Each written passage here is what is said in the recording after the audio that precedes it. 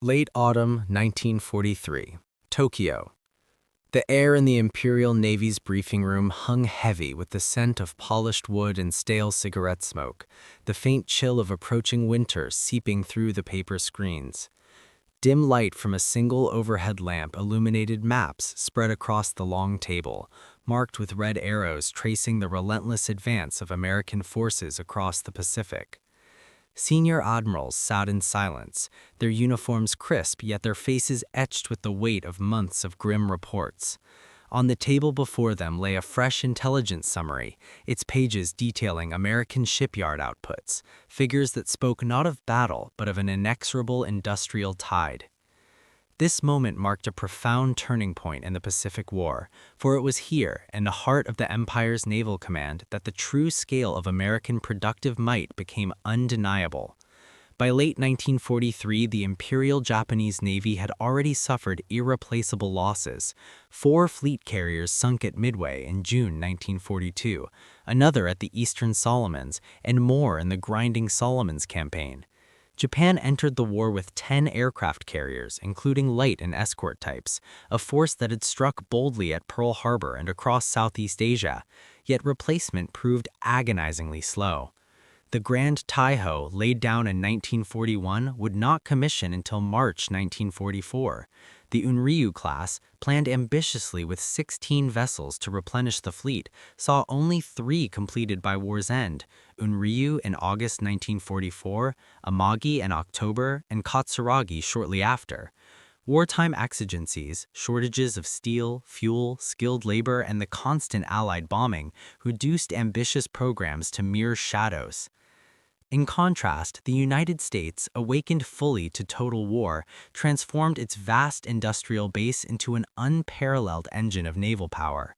The Essex-class fleet carriers, backbone of the Pacific Fleet, began commissioning in rapid succession: USS Essex herself on 31 December 1942, followed by Yorktown in April 1943, Intrepid in August, Hornet in November, and others at intervals that accelerated as shipyards honed mass production techniques.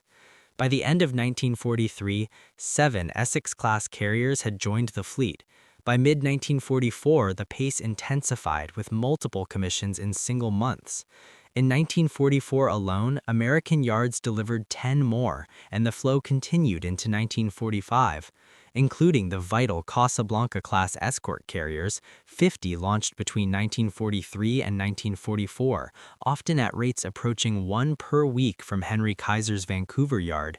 The United States commissioned over 100 carriers of all types during the war, with 24 Essex-class alone completed by 1950, 17 seeing combat in World War II. Japanese leaders had long anticipated a short, decisive conflict. Admiral Isoroku Yamamoto, architect of Pearl Harbor, had warned as early as 1940 that Japan could run wild for 6 months to a year, but beyond that, against America's industrial depth, victory was impossible. He knew from his time in the United States the potency of its factories, the auto plants in Detroit, the oil fields in Texas, capable of converting peacetime abundance to wartime fury. Yet many in the high command clung to visions of spirited resolve overcoming material disparity, expecting American losses to erode will, much as Japan hoped to force a negotiated peace. What they encountered instead was an opponent whose shipyards outproduced not just Japan's naval construction, but the combined Axis efforts in capital ships. The emotional weight of this disparity struck deeply. Intelligence reports in 1943 revealed American shipyards launching fleet carriers at rates that mocked Japanese efforts, 1 Essex every few months on average during peak production, while escort carriers flowed like assembly line products. Post-war interrogations of Japanese officers revealed the profound shock. One admiral recalled the moment reports confirmed America's capacity to replace losses faster than Japan could inflict them, a realization that drained the room of optimism. Faces aged and not instant, lines deepening as the illusion of parity shattered. Where Japan struggled to complete 3 Unryu-class in years, America commissioned 17 Essex-class by war's end, none lost to enemy action despite fierce combat. Factual records underscore this chasm. Japan lost 4 fleet carriers at Midway alone: Akagi, Kaga, Soryu, Hiryu, along with hundreds of irreplaceable aviators. Further losses mounted: Shokaku and Zukaku in 1944, Taiho to submarine, and others in the Philippine Sea and Leyte Gulf. By 1945, Japan's carrier force was a remnant. Conversions like Shinano sunk on her maiden voyage in November 1944, offering fleeting hope. American production, meanwhile, surged from 7 carriers in 1941 to dozens by 1944, supported by the Two-Ocean Navy Act of 1940 and wartime mobilization. Shipyards at Newport News, Brooklyn, Philadelphia, and Norfolk, augmented by new facilities, utilized standardized designs and prefabrication, reducing build times from years to months. This revelation transformed Japanese naval ideology.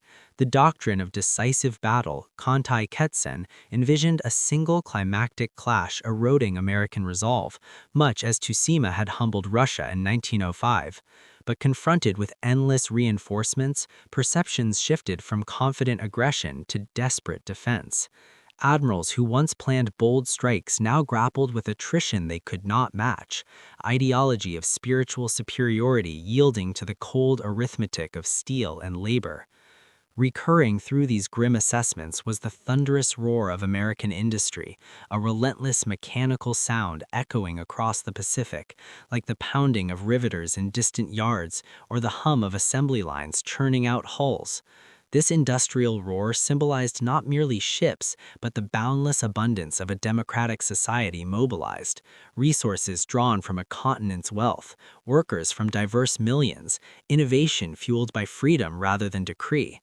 It drowned out the whispers of Japanese resolve, a constant reminder that one nation's factories could birth carriers weekly while another's strained for years. In the end, this moment in a Tokyo briefing room reflected a larger truth about the war. The Pacific was won not solely on coral atolls or in stormy skies, but in the forges and ways of American shipyards, where democratic abundance, unfettered ingenuity, vast resources, and unified purpose proved invincible. Freedom's strength lay not in isolation, but in its capacity to harness collective will into overwhelming material power, ensuring that no tyranny, however fierce its spirit, could long withstand the tide of a people free to build, innovate, and endure. Thus the seas were claimed, and with them the future of nations.